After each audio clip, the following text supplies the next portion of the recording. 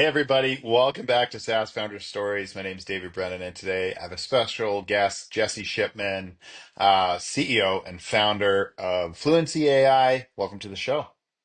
Hey, thanks, David. Thanks for having me. Awesome. So tell me a little bit about Fluincy. What do you do? Yeah, for sure. So I'm gonna give you the one-liner, right? Because every good founder should have a one-liner.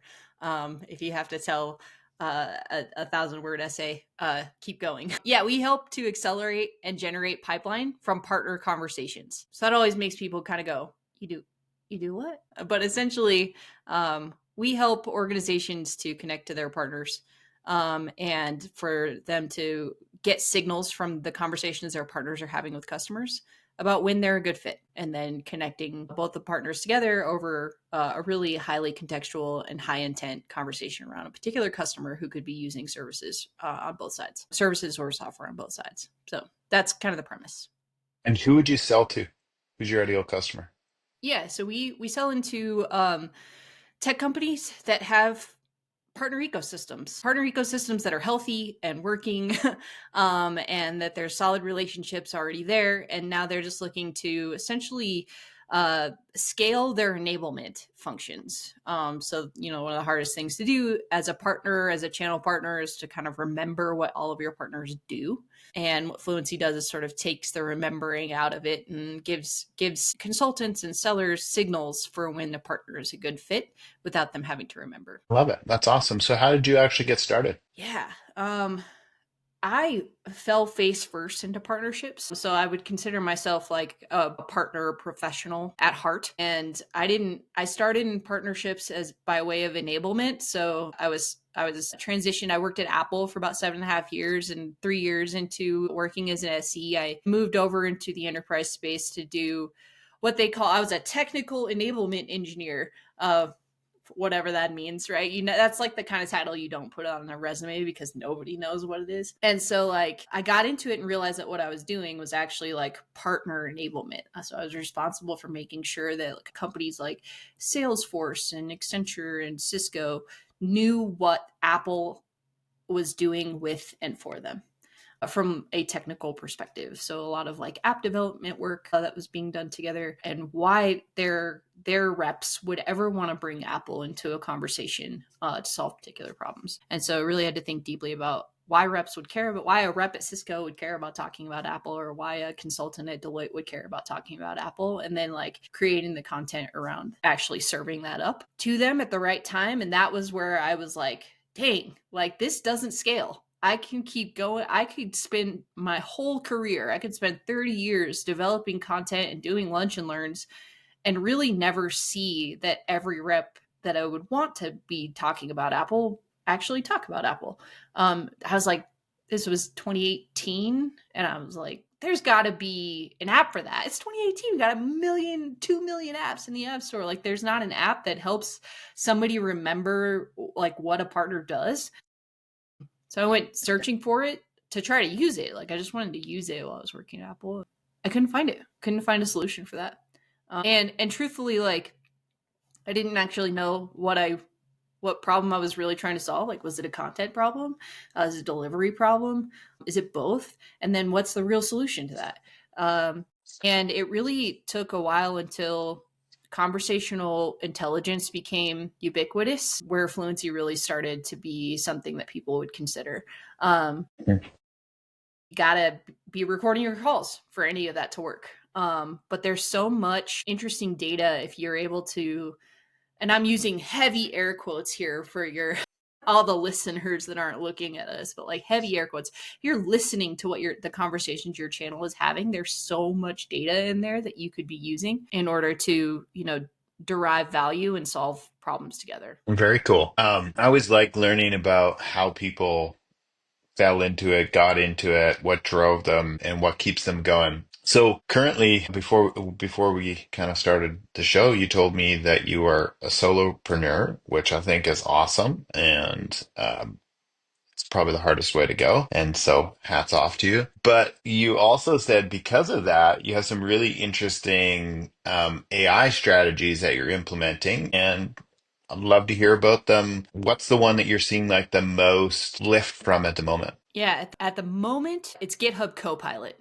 So I'm a non-technical founder. I did not build this. The foundation of Fluency was built by engineers, thank God. It is actually under the hood, like fairly complex. And I was fortunate enough to meet some amazing engineers that were willing to do this work for equity stake. And didn't have to. I'm also an bootstrapped solopreneur. So, like, just layering on the extra hard and in a non-services business, right? Like there's no services at all with Fluency. It is a pure software play. So it'll be a story for the books when it takes off. But I have gotten to the point where, are you familiar with what a rubber duck is?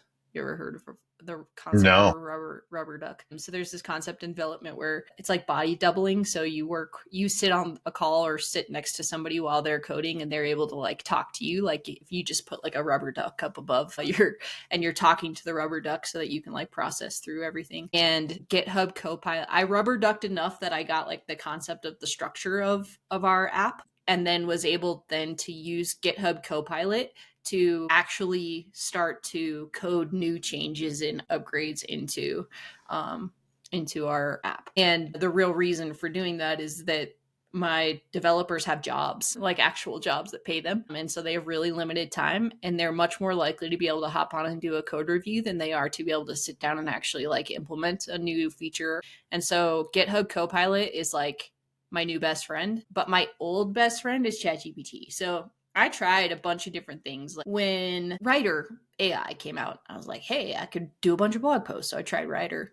And I used Writer for a little while, but I'm like, this feels like I could just do this with ChatGPT. Like, why am I trying to do this with a different software when I could, I know how to use ChatGPT if I give it the right prompt, and it is an upward and right to the right improvement in how it works and what it's able to do. So I used Writer for a little while, but everything I tried, like, what was it? Jasper was one that was like Yeah. really popular for a while. Every time I got into a new tool, I was like, why am I using this skin that is clearly over the top of OpenAI's API? This is not like, if I could just use ChatGPT, like, why do I need a different skin? And that's how they always kind of felt to me. So ChatGPT is my old best friend. And literally, like the day it dropped, I paid the $20 to start using the pro version of it. And I have not stopped paying for it. Mhm. And it is where, like, it would be one of those things where if somebody took it away, I'd be screwed. It does so much for me. I helped write a grant with it. I've created GPTs that are also lead generation forms. So I have a Fluency GPT and then a white paper that says, like, okay, you can accomplish everything that Fluency does if you go do some legwork and you use my GPT, which is free to use, right? So here's how you do what Fluency does manually using some tools, and then you just grab the context and you pop it into the GPT, and it will give you a Fluency output. And then at the end of every Fluency output, it was like, if that was a pain in the ass, let's talk about how we can do this like automatically with. So I have it like GPTs are lead generation potentially for me. I also have a bunch of GPTs, or not a bunch. I have a GPT that like uh helps me to write LinkedIn posts from content like this. So I'll take a transcript of a podcast that I was on, and I'll pump it. And I've given it a whole bunch of knowledge around how I want different LinkedIn posts created and formatted. And I will give it the transcript, and then I will tell it, like, give me 10 themes. And I say, let's work on theme number 1, and it will pop out a whole. And I obviously, like, I'll add a picture. It's me. It's my information. It's my thoughts, but I don't have to spend now hours a week trying to like formulate LinkedIn stuff. So that's like the marketing piece. I also like redid a whole bunch of my blog posts that I had originally written, and I rewrote them using ChatGPT to be more concise and use a whole mess of like SEO keywords and stuff like that. So that's like ChatGPT is the workhorse, I would say, in my workflow. But more recently, I actually have engaged with Copy.ai. Are you I familiar haven't with seen that Copy? one yet. Copy's like in the same class as like a Clay, but it's less technical. So you can actually, it's like a workflow tool, and I'm using it to do prospect research. So I have like a lead list of folks that I think, it's like, I don't know, 1,500, 1,700 people, which is like way more than I could ever research. And so, or even determine like if they're a high quality lead. But essentially, I can put the person's name and the company that they work for, and Copy AI will literally like scour the internet for anything they've ever been in, any posts that they've ever posted, any podcasts that they've ever been. It'll grab the podcast and the transcript, and it will do all of this like in a single workflow, and then it gives me a summary of the person at the end. Like Wow. I get a summary of the person, and if I want, it'll even do like a little script for me, so then I can use the script to reach out in some kind of personalized way, like a LinkedIn voice message or something like that. So that's pretty, I think Copy AI is pretty slick. But That's that's really kind of, cool. I have rambled now on all the ways that I use AI. Not to mention that Fluency also uses AI to generate its context and responses. So for you, are you now that you've kind of like realized Copilot, um, have you started to look at any other development tools? Have you come across Cursor? I haven't heard of yet? Cursor, no. Okay, that's a really interesting one. We use that one at Arkeo. And it's I think when you add the project documents, including like product and technical documents, it's phenomenal the speed that you can go with it right now. But for you, what's your next 12 months look like? Where do you think you're going to have the most usage for AI tools? What are you hoping for? Yeah, so my goals this year, I'm trying not to get like over my skis, right? Like as a solopreneur, like you just have to be super careful about like time and attention and where you put that time and attention.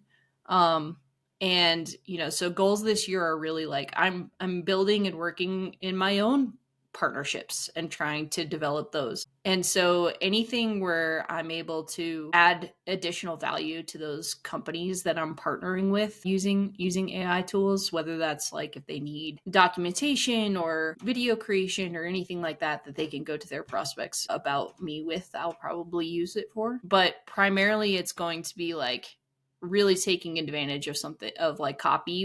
At least this is the first 6 months. Honestly, like I don't look past 3 months in most cases. 12 months feels like a really long way away, and things change all the time. But it'll be there's some stuff that needs to get done in the code that once it's done, then I can start to accelerate the lead, like the outreach and the marketing kind of stuff and the partner engagements, and like really starting to see what levers I can pull to get some growth. But the fortunate part of being a bootstrapped solopreneur is that I can sort of grow at the pace I want to grow at, and that there's not really a lot of outside pressure to be trying to get to $1 million this year. Like that's not amazing, but it's not like if I don't do that, the company will die. So that's kind of where I'm at, is like it's a day to day, like what tools do I need to, and where do I need to put the time and attention, and the AI just helps me to do those things more efficiently. Very cool. What's your if there's one thing that we could help you with, because I have lots of people in my network, what's one thing that our network could help you with? Yeah, so recently just started talking to some enterprising agencies, like RevOps agencies that maybe you're trying to or haven't before had a practice around partnerships where they can help their existing customers like get more efficient with their channel partner programs, and maybe potentially offering that as a solution, where Fluency is helping with the top of funnel in that case. So I think that there's maybe some interesting conversations where Fluency could become part of the tech stack at like a RevOps type agency, or even like a marketing kind of agency. So I would, love to have more of those conversations. I really think um, there's a lot to be done around partnerships, that if RevOps organizations get good at it, there's, I think, a lot of money to be made there. Nice. Well, thank you very much for coming on the show and really enjoyed learning from you. Yeah, thanks for having me. This was fun.